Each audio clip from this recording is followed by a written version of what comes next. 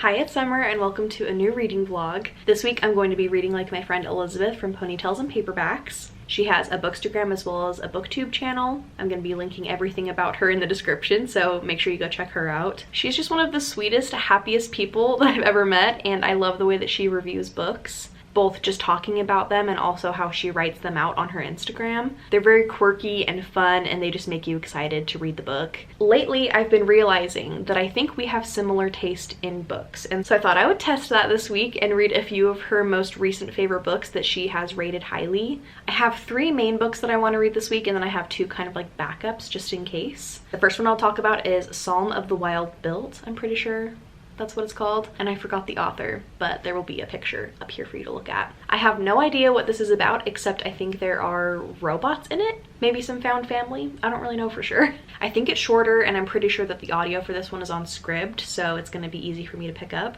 The next book is Spells for Forgetting by Adrienne Young. I specifically added this to my wish list on Amazon because of Elizabeth's recommendation. I saw on her Instagram that she really liked it, so I had to add this one.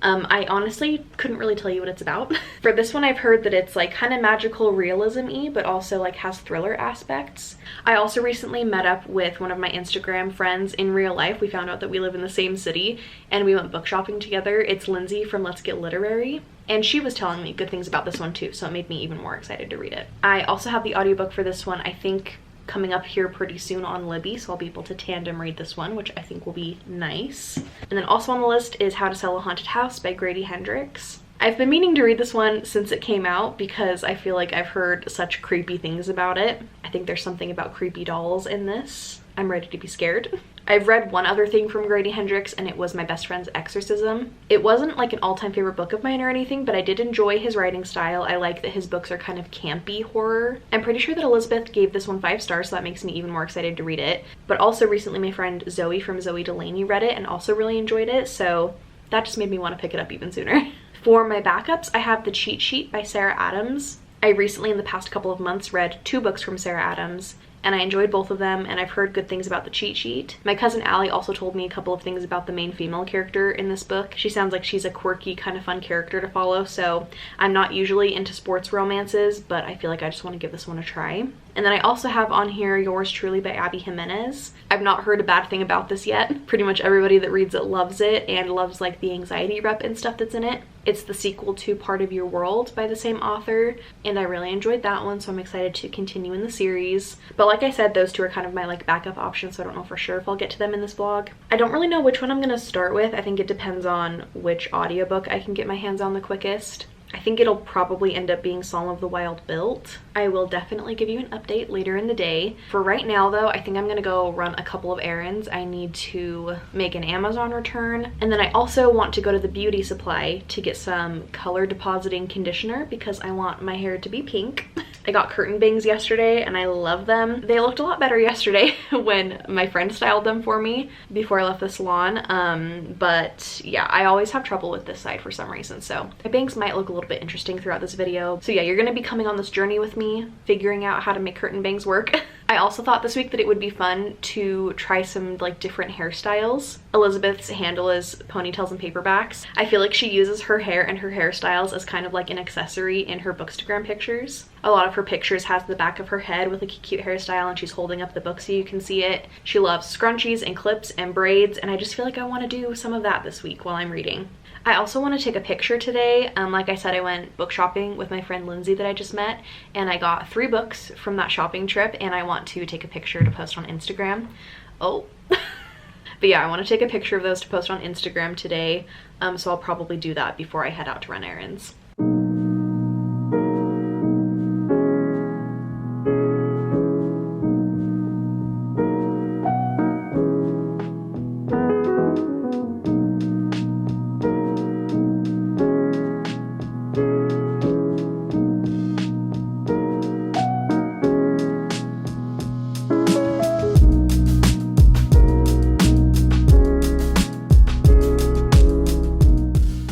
Okay, I just edited and posted the Instagram picture. This is how it turned out. I used my really cute tote bag that I got from the shop Bobby Goods. But yeah, super excited to have all of those books. I've already read The Wishing Game and loved it, and I needed my own copy. So got that to add to my personal library, and then the other two I'm also just like really excited to read. I already have plans for both of them, so it's gonna be good. I'm about to head out though, and I have A Psalm for the Wild Built audiobook up and ready to go. I also realized that I was saying the title wrong. It's A Psalm for the Wild Built, not of, and it's by Becky Chambers, which is an author name that I recognize, so I don't know how I didn't like remember that or put that together. And the audiobook is only 4 hours and 8 minutes, so it's gonna go by really quickly. So I'll be listening to this in the car though. I'll try to do updates at maybe like the 50% mark and at the end. Hopefully I can actually do that because of how short this book is. I might just like fly right through it. I will for sure let you know my thoughts though.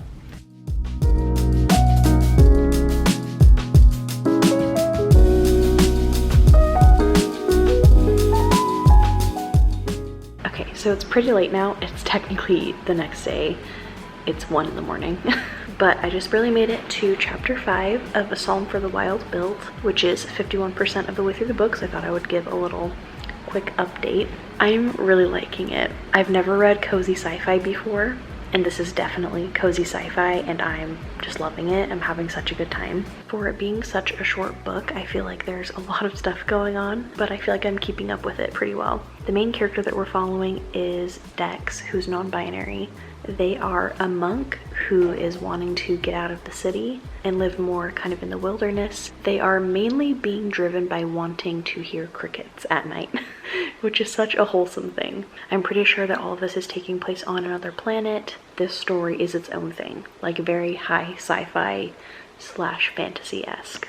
This civilization has like modern day and also like advanced technology, and I guess maybe a few hundred years or something before Dex was born, all of the robots in the world had an awakening and became sentient and broke away from society, like peacefully. Humans invited them to be part of society, but the robots decided that they wanted to go and explore the wilderness and stuff and be on their own. But the humans said, if you ever want to come into society, you'll have all of the rights of a human, that kind of thing. So a very peaceful split. So anyway, Dex has decided to leave the city, do a different job. The job that they end up doing is, I forgot what it's called, but it's almost kind of like being a therapist bartender, but with tea.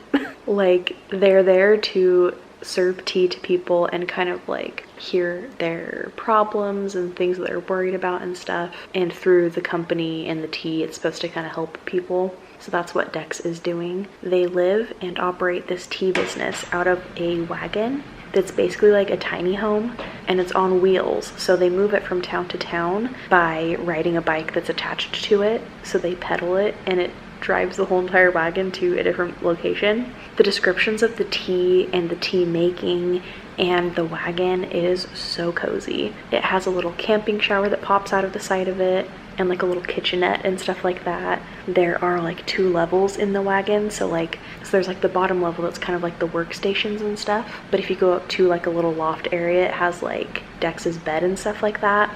And I think that it said there's like a skylight above Dex's bed, and I just want to live in this wagon. The story has just kind of like really started to kind of pick up a little bit, so we're getting to see Dex work and serve tea and stuff like that, and then we're also getting to see Dex meet a robot and talk with it.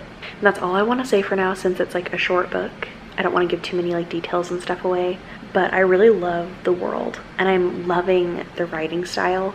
I don't think I've read anything by Becky Chambers. I'm pretty sure that they've written like some young adult stuff before. I'm pretty sure that this is adult because it does kind of talk about like sex and stuff. There's not like anything explicit in it, but it just kind of briefly like mentions things, and there is some swearing in it. But yeah, the world, I'm just like obsessed with it. It's cool to like read about these cities and these villages and stuff only using what they need and only using things that the planet is ready to give them, and like they don't waste things and stuff. So it's really cool to just hear about a society that is progressed in technology but is also eco-conscious. And even though this is like a technologically advanced society, it feels like cottagecore at the same time. It almost kind of gives me like rural Star Wars vibes a little bit. Like there's technology, but not everything is like sleek and shiny metal and like minimalism. There's still lots of green and nature and stuff like that, and I'm just loving it. Also, I feel like this would be an amazing stop motion Wes Anderson film. No, this as a Studio Ghibli film. It would literally be perfect.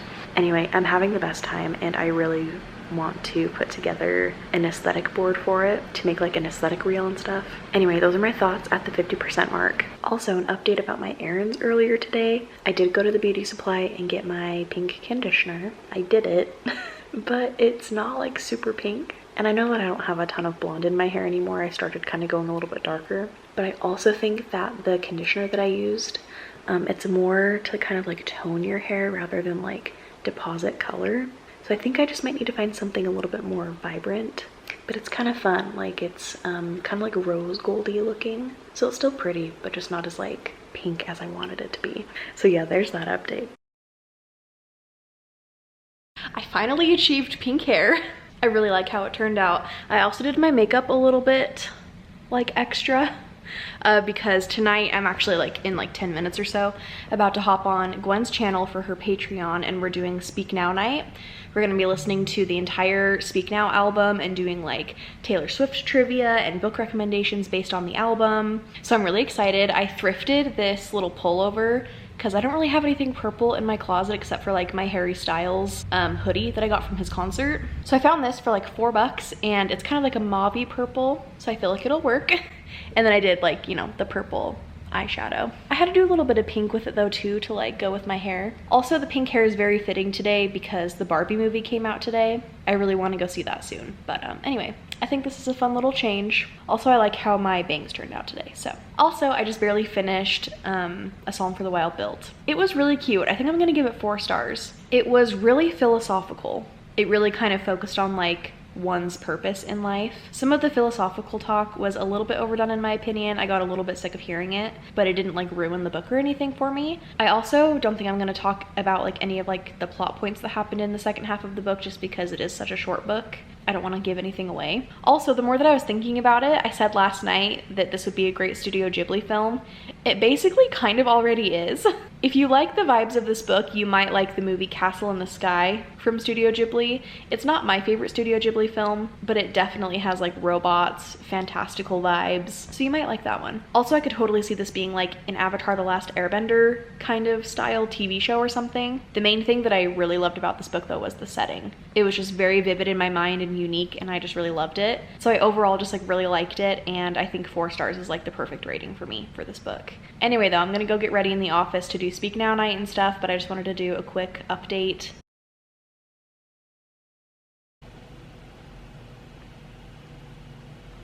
Me just enough to hide the tears striping her reddened cheeks, but I could feel in the center of my chest. She still whispered old words over her teacups, and black islands in the distance, where the silvery blue of the water that only into bed. My phone buzzed beneath my jacket, and I've lived enough years now to know that there were some ghosts that haunted you forever.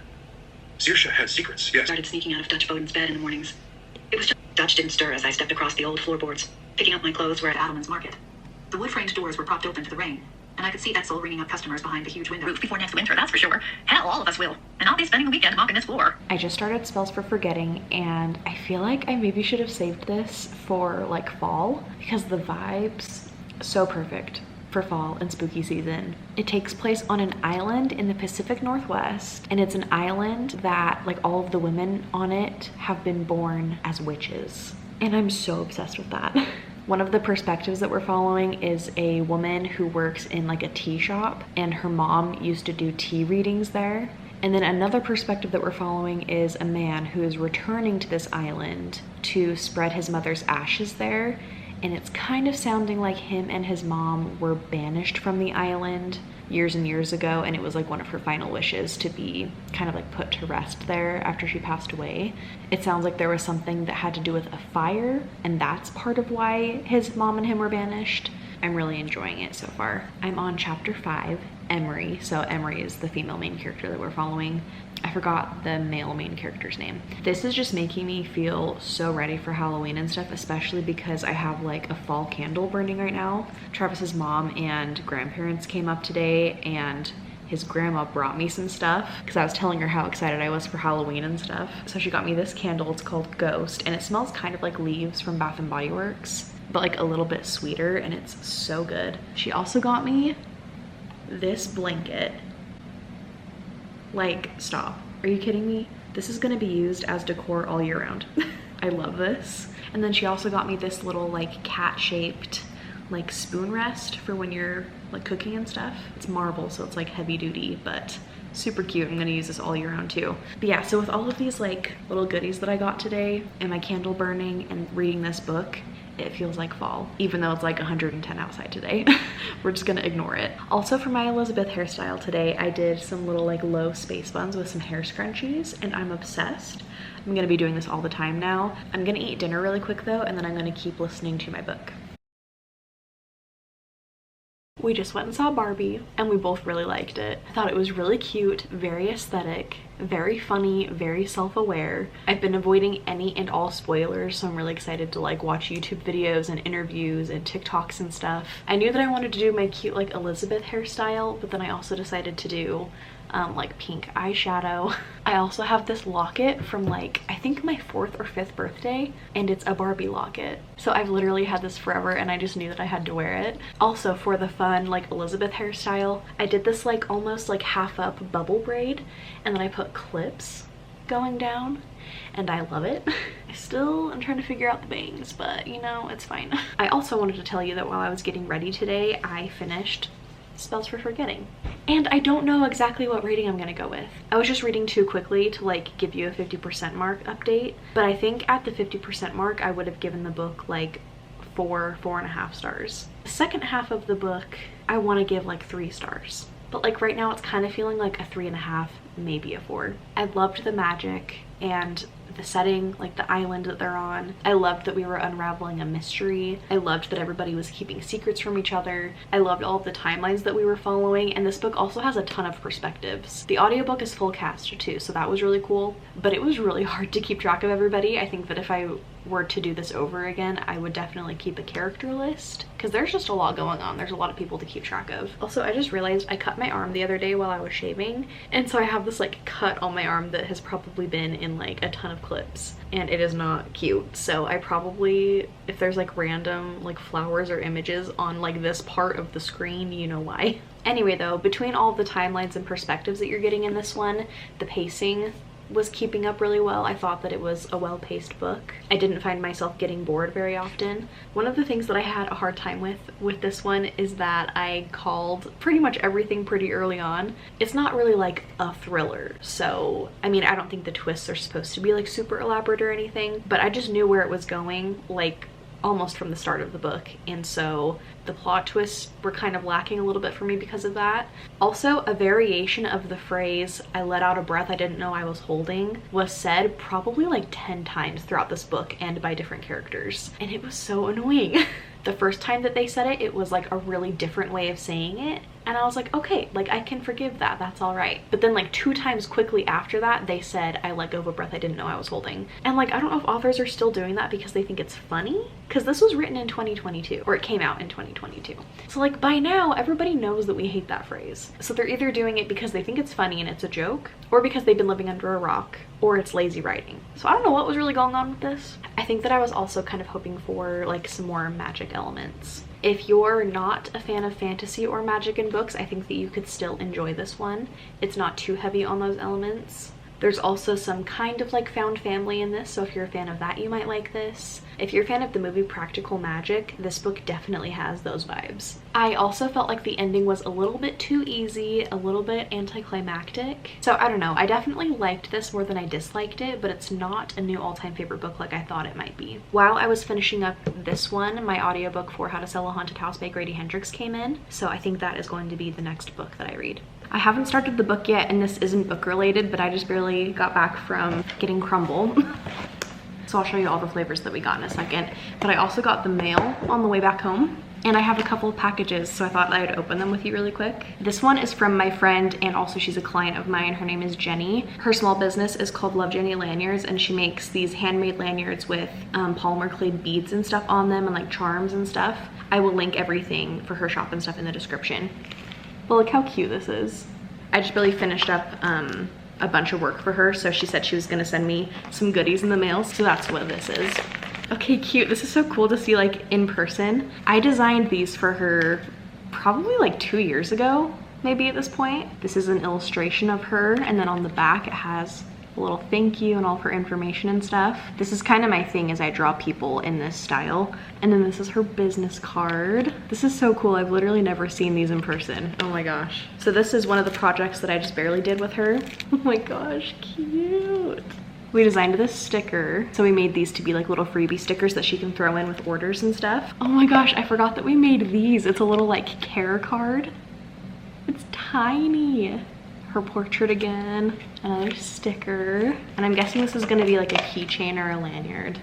Oh my gosh. Look at how cute this is. It's a little cactus. And she like hand makes these. I'm obsessed with this. I'm putting my keys on this like right now. This is the cutest thing ever.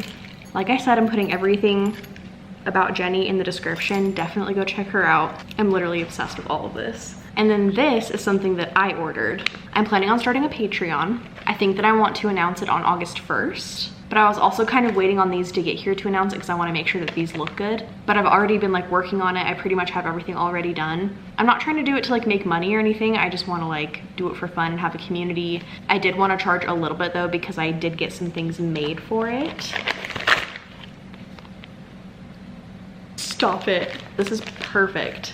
So yeah, I got stickers made for my Patreon. So when you join, you'll get a sticker upon signing up and stuff. Oh my gosh, it's so cute. The colors turned out good. The cut line is good. I got matte vinyl. So these are gonna be waterproof, UV proof, but they're like velvety. I guess if I've announced my Patreon by now, I'll put everything for that in the description. No pressure though, obviously. Okay, so now I'll show you the crumble cookies that we got.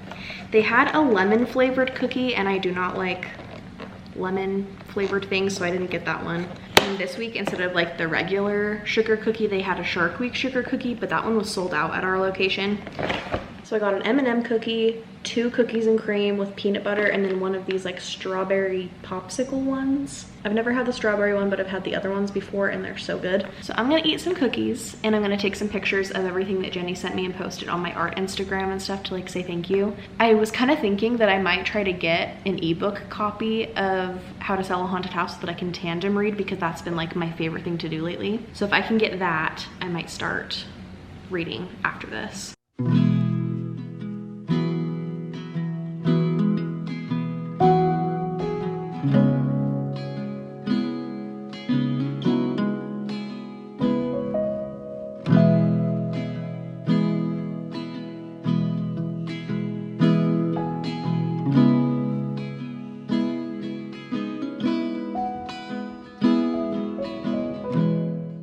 It's the next day and I'm a good chunk of the way through this book.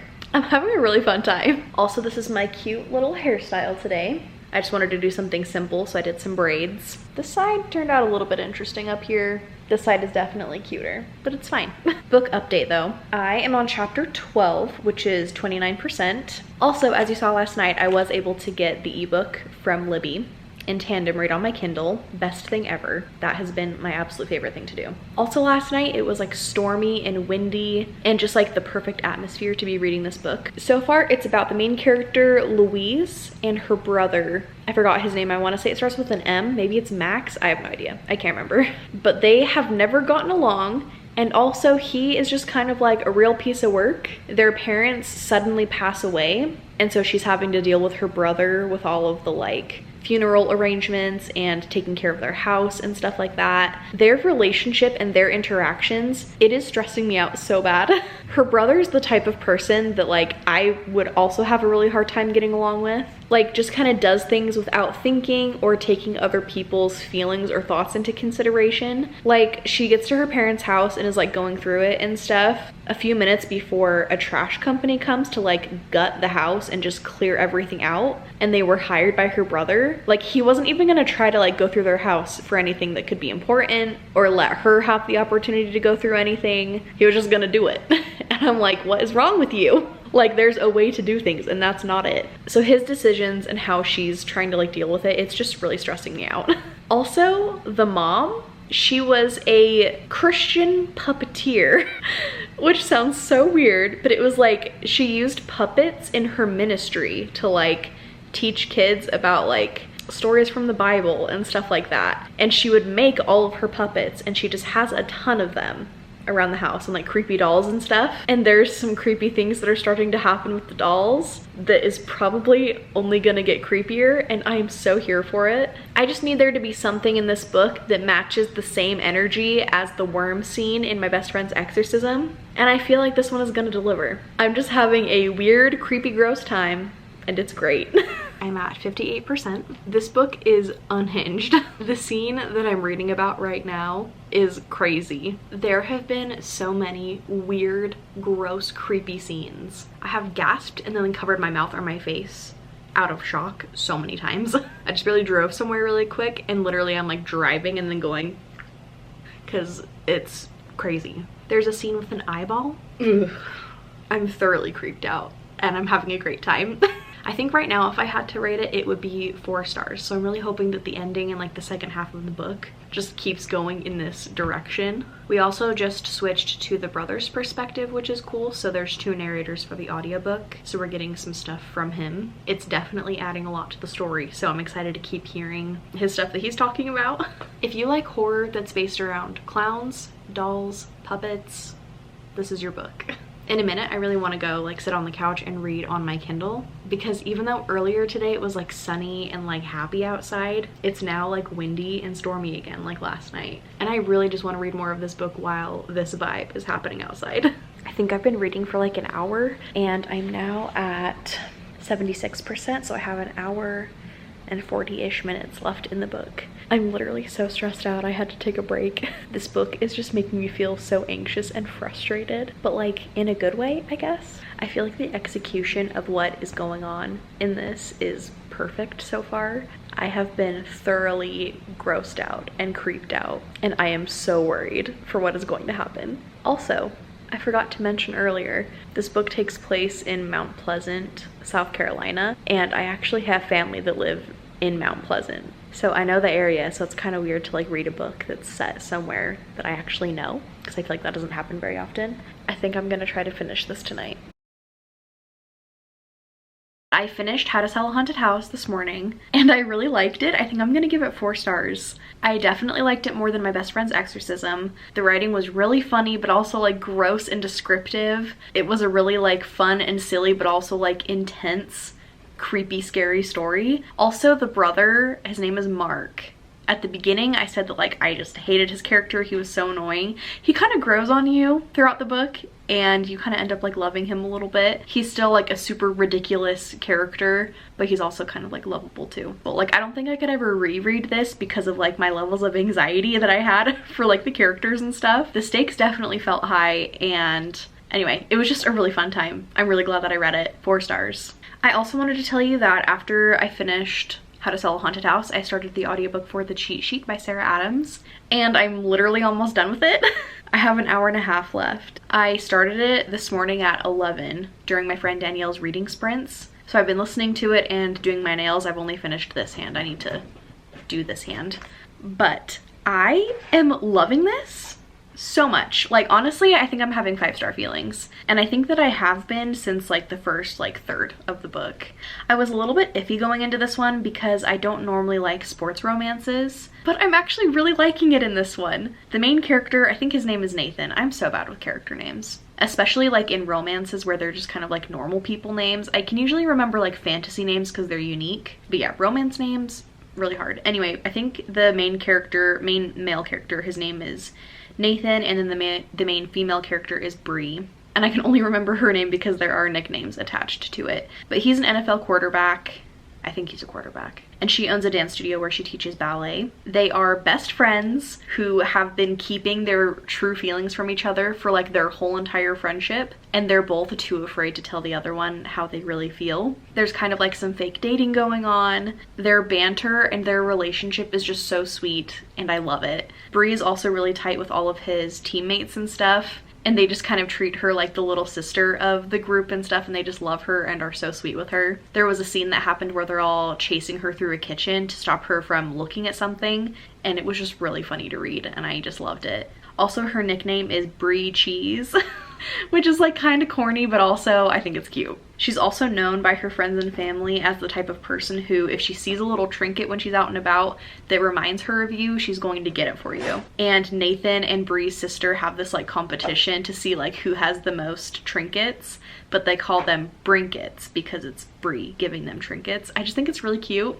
I also did a little bit of dance when I was younger, like I took some classes, and reading the scenes where she's like teaching the girls in her classes and stuff is just kind of bringing back like my dance memories and stuff, so that's kind of fun. But this is just like the sweetest, cutest thing that has totally taken me by surprise. Right now I'm on chapter 21 of 35, and I'm just gonna keep listening while I finish painting this hand. But yeah, I love this. This is gonna be the last book that I read for this video, so once I finish it, I'll give you just kind of like my final thoughts and like a final wrap up of all the books. But yeah, that's the update, and I'll just talk to you again when I finish my book. Okay, it's the next day, and I have my final wrap up for all the books that I read, but also I need to tell you what I thought of the cheat sheet. I ended up giving it a 4.5/5 out of 5 stars. I feel like if I'm being picky, it's 4.5, but if I'm going off of vibes, it's 5. So I don't really know. Just know that I really loved it and it's up there for me. This one, just like Sarah Adams' other books, is definitely kind of like silly and cheesy. I have to be in the right mood to like that type of writing, but it was just really working for me when I was reading this one. My other kind of small complaint, I don't know if this was happening throughout the whole book and I just wasn't paying attention to it, or if it really only happened towards the end, but I at least noticed it towards the end, were all of the pop culture references. There weren't like a ton, like some other romance books that I've read, but there were still enough to kind of like annoy me a little bit, but obviously it didn't take too much away from my enjoyment of the book.